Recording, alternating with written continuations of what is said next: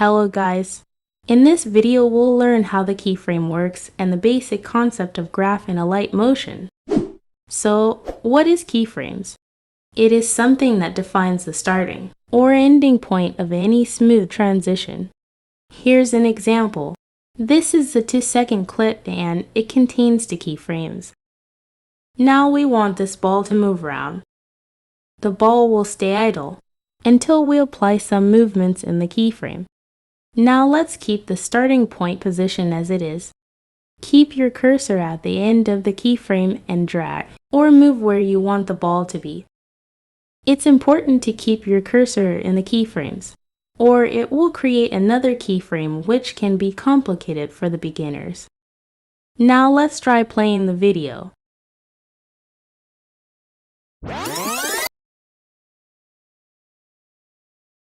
You got the point, right?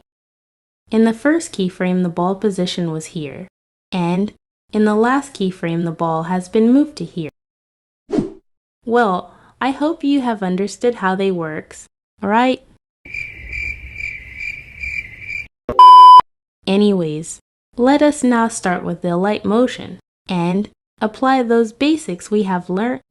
Before we move to the next topic, I would like to request you all to hit the like button and subscribe to this channel, so we can enter the Alight motion community together. Winky face. Let's get started. Open your Alight motion. Now let's make the same video but with the help of Alight motion.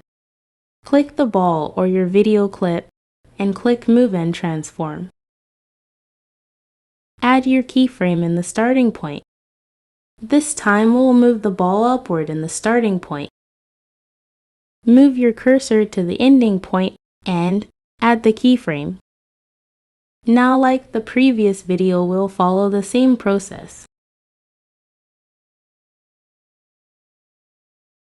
If we play the video, it will look like this.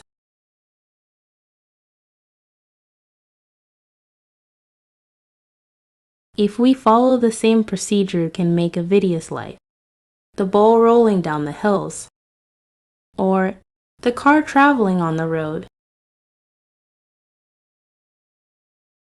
That is how you make an animation using keyframes. If you still have doubts regarding keyframes, let me know in the comment section. Now let's move to graph. So what is graph? The graph or the graph editor represents property values. Using a two-dimensional graph with composition time represented horizontally from left to right.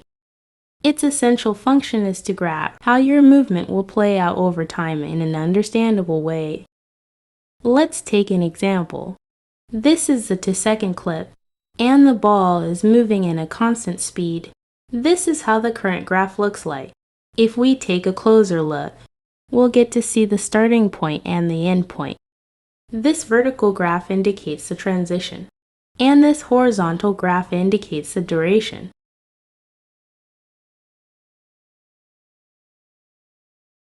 Remember, if this clip is made to second, then this horizontal graph will also be to second.